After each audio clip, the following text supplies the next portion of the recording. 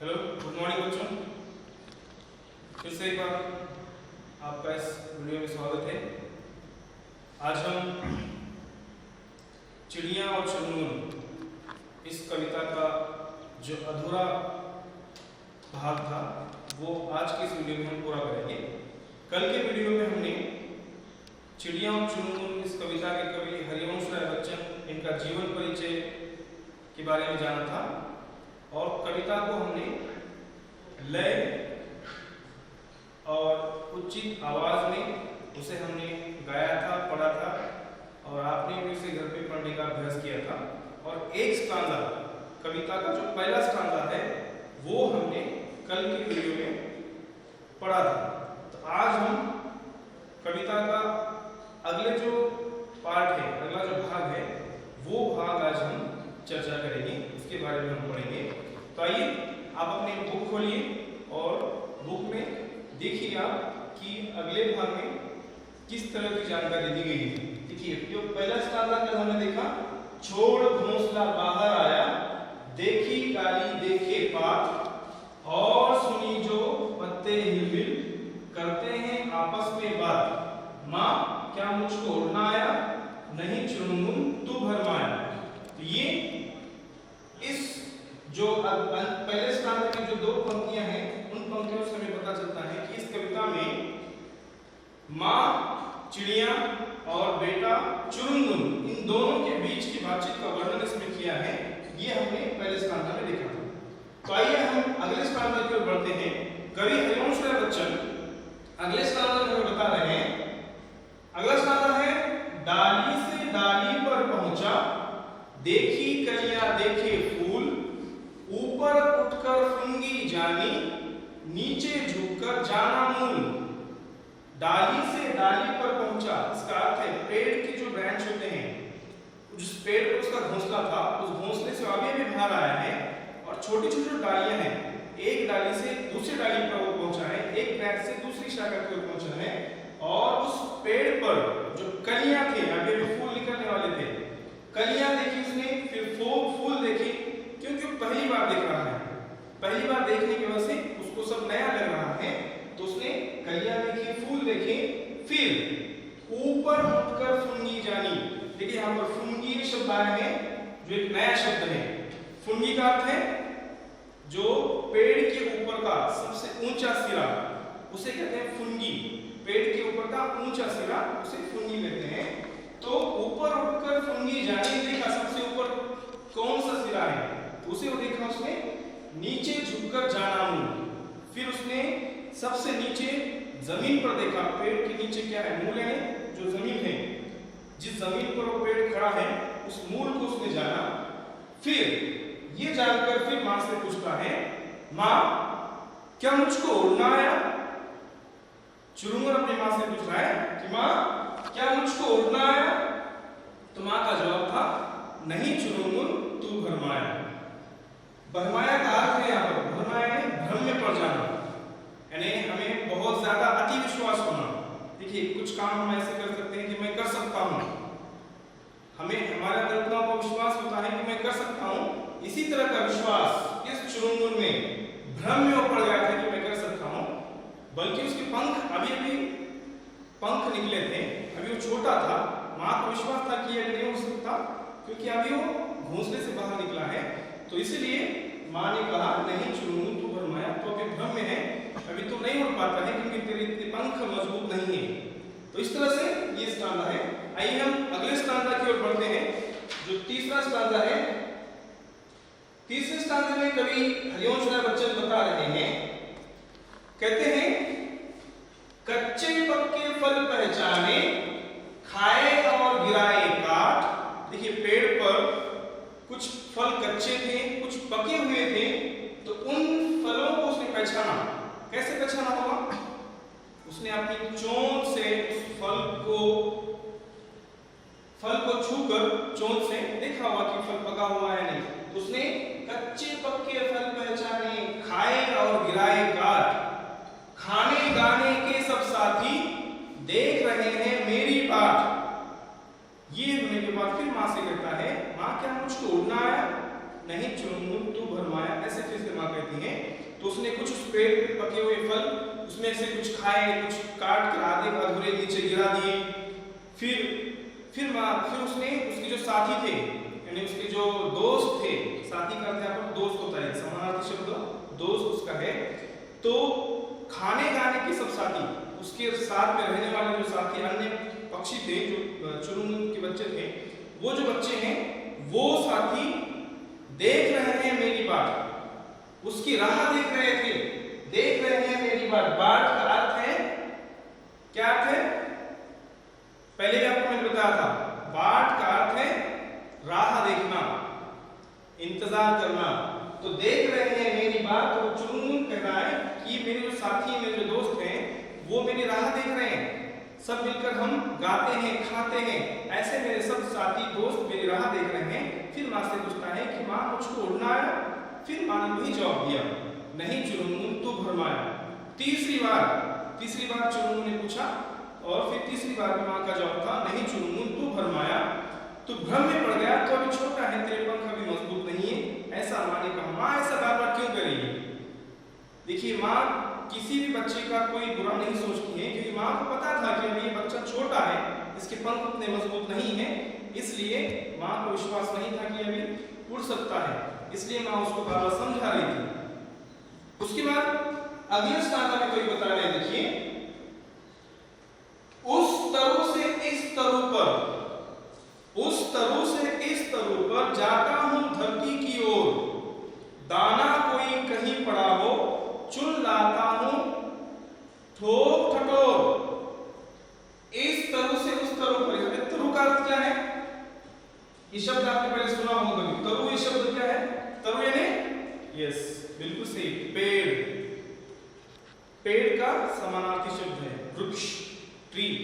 तो एक पेड़ से दूसरे पेड़ पर, जहां पर बाजू में पेड़ थे, एक पेड़ से दूसरे पेड़ पर वो इधर उधर जा रहा है, जाता हूं धरती की ओर। एक पेड़ से दूसरी पेड़ पर, पेड़ के नीचे आ रहा है, फिर धरती की ओर जा रहा है, जमीन की ओर। धरती का अर्थ है जमीन की ओर जा रहा है, और नीचे जमीन पर जो दाना पड़ा हुआ है, जो दाने हैं, वो दाने चुगने के लिए, दाने उठाने के लिए, दाना कोई कहीं पड़ा हो, जमीन पर अगर कोई दाना पड़ा हो तो उस दाने को चुन लाता हूं ठोक ठटोर, तो उस दाने को मैं खाने के लिए जाता हूं। ऐसा ही चुरुंगमुन सोचता है और फिर माँ से पूछता है, माँ क्या मुझको उड़ना आया? तो माँ ने फिर से कहा, नहीं चुरुंगमुन तू भरमाया, तो अभी भ्रम में है, तू अभी इतना छोटा है, पर बाहर के जो संसार है, बाहर की जो दुनिया है, वो तू देखना चाहता है। अभी कुछ समय है, तेरे पंख मजबूत जब होंगे तब तू यहाँ से उड़कर जाएगा, ऐसा माँ उसे कह रही है। फिर आगे देखिए, अगले स्टांजा में कोई बता रहे हैं, क्या बता रहे हैं? मैं नीले अज्ञात गगन की, मैं नीले अज्ञात गगन की, मैं नीले अज्ञात गगन की सुनता हूं अनिवार्य पुकार। कोई अंदर से कहता है, कोई अंदर से कहता है, उड़ जा, उड़ता जा, उड़ जा, उड़ता जा, पर माँ क्या मुझको उड़ना आया? इस बार माँ ने नहीं कहा कि तू भरमाया। तो ये चुरुंगमुन अपनी माँ से कह रहा है कि मैं अज्ञात गगन की, अज्ञात का अर्थ है अनजाना, जिसके बारे में कुछ पता नहीं हो, ऐसे जगह की, अज्ञात गगन की, गगन है, गगन का समानार्थी शब्द है, गगन का अर्थ है आकाश, नभ, आसमान।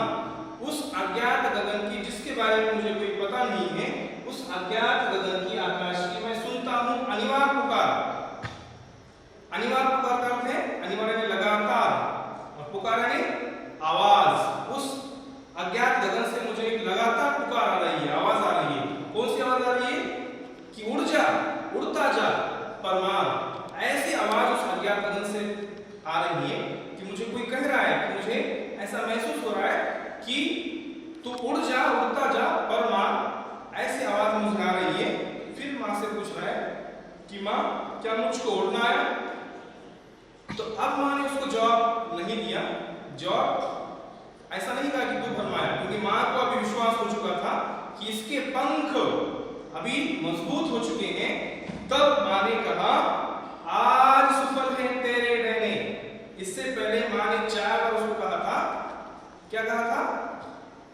नहीं चुरुंगुन तू भरमाया, पर माँ को जब विश्वास हुआ, तसल्ली हुई कि मेरा बच्चा उड़ सकता है, उसके पंख मजबूत हो चुके हैं, तब माँ ने उसको जवाब दिया। क्या जवाब दिया? आज सुफल है तेरे डैने, आज सुफल है तेरी काया। देखिए अंत की जो 2 लाइन है, आज सुफल है तेरे डैने, सुफल का अर्थ है सफल, सफलता से, और डैने का अर्थ है पंख, फीदर। तो आज तेरे जो डैने हैं, ये पंख हैं, वो तेरे सफल हो चुके हैं, मजबूत हो चुके हैं। आज सुफल है तेरी काया, और तेरी काया जो है, शरीर जो है, हमारा जो चुरुंगुन का शरीर है, वो भी सफल हो चुका है, सफल हो चुका है। तो अब तू उड़ सकता है, ऐसा माँ ने उसे कहा। आज सुफल है तेरे डैने, आज सुफल है तेरी काया। देखिए माँ को जब विश्वास हुआ कि ये मेरा बच्चा उड़ सकता है, तब माँ ने उसको उड़ने के लिए कहा, और वो फिर चुरुंगुन आसमान में, खुले आसमान में उड़ा होगा, इधर उधर घूमा होगा। देखिए कोई भी व्यक्ति, कोई भी माँ, कोई भी गुरु आपका बुरा नहीं सोचता। गुरु या शिक्षक और माँ बच्चे को सही राह दिखाती है, उसके ऊपर सही क्या फैसला उसने करना चाहिए, ये उसको सिखाते हैं। कोई भी गुरु या कोई भी माँ आपको ऐसे ही रास्ता भटकने के लिए नहीं कहते, लेकिन सही रास्ता क्या है वो दिखाने के लिए कहती है। तो इस कविता से हमें यही संदेश मिल रहा है। क्या मिल रहा है? कि माँ और गुरु या कोई भी व्यक्ति बच्चों का बुरा नहीं सोचता, वो सही राह दिखाता है। यह संदेश, ये सीख हमें इस कविता से मिलती है।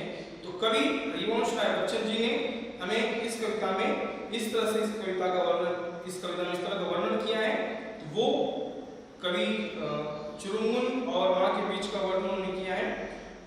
इस तरह की कविता है। तो अब हम जो अगले पेज पर आइए, आपके पेज नंबर 3 पर देखिए, कुछ प्रश्न दिए गए, उन प्रश्नों को हम चर्चा करेंगे।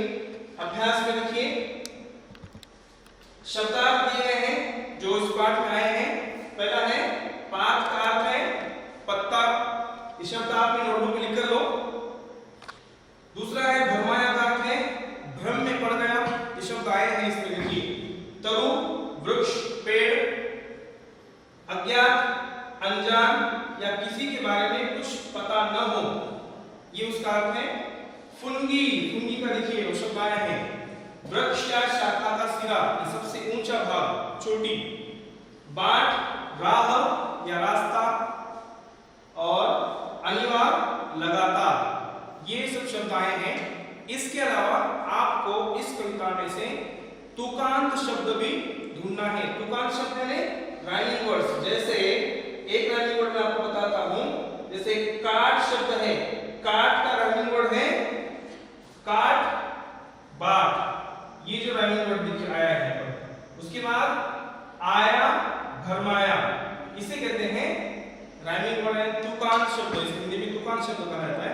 तो ऐसे तुकांत शब्द आपको कविता में से ढूंढकर नोटबुक में लिखना है। ये आप घर पे करेंगे अभ्यास, ठीक है।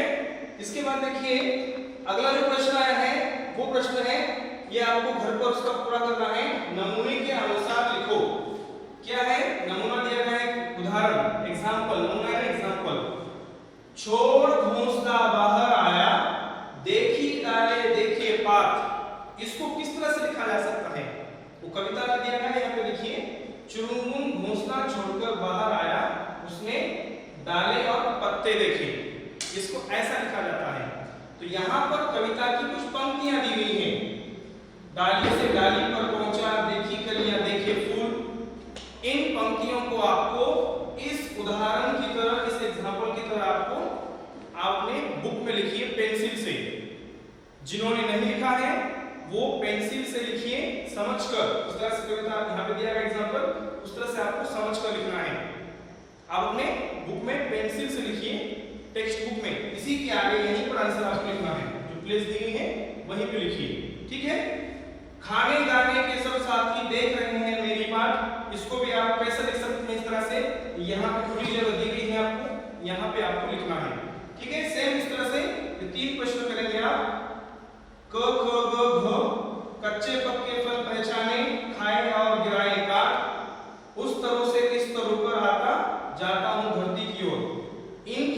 उत्तर आपको इस तरह से लिखना है। यहाँ पे जो खुली जगह दी गई है ये आप अपने टेक्स्ट बुक में पेंसिल से लिखिए। एक बार फिर से मैं आपको बता रहा हूं, पेंसिल से लिखना है, ठीक है। आगे के प्रश्न देखिए, कविता से संबंधित प्रश्न है। ये प्रश्न है, पहला है, चुरुंगुन अपने उड़ने के बारे में बार बार अपनी मां से क्यों पूछता है? आपको क्या लगता है क्यों ऐसे पूछता होगा चुरुंगुन अपनी मां से? कारण क्या हो सकता है?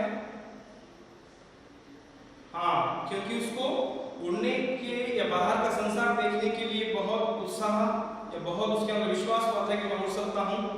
ये इसलिए अपनी माँ से पूछ रहा था, क्या मैं वहाँ उड़ सकता हूँ? यही कारण है कि उसके अंदर उत्साह, बाहर की दुनिया, बाहर का संसार देखने के लिए उसके अंदर प्रेरणा हो रही थी, प्रेरणा मिल रही थी कि उसको उड़ने के उत्साह में था, इसलिए अपनी माँ से वो पूछ रहा था। बिल्कुल सही कहा आपने। आगे देखिए, चुरुंगुन को कौन कौन सी चीजें अच्छी लगती है? कविता में बहुत सी चीजें गिनाई हैं चुरुंगुन को अच्छी लगती हैं। कौन कौन सी चीजें हैं बताइए? एक चीज, यस, एक पेड़ से दूसरी पेड़ पर जाना, कलियां देखना और फूल देखना, ये सब चीजें उसे अच्छी लगती हैं। यस, बिल्कुल सही, ठीक है। अगला प्रश्न देखिए, चुरुंगुन अभी अभी अपने घोंसले से निकला है, फिर भी वह पूरी दुनिया के बारे में जानना चाहता है। तुम किन किन चीजों के बारे में जानना चाहते हो? ये आपसे संबंधित प्रश्न है। आप किन किन चीजों के बारे में जानना चाहते हैं वो चीजें आप यहाँ पर लिखिए, जहाँ पे खुली जगह दी गई है। यहाँ पे आपको चुरुंगुन बाहर पूरी दुनिया जानना चाहता था।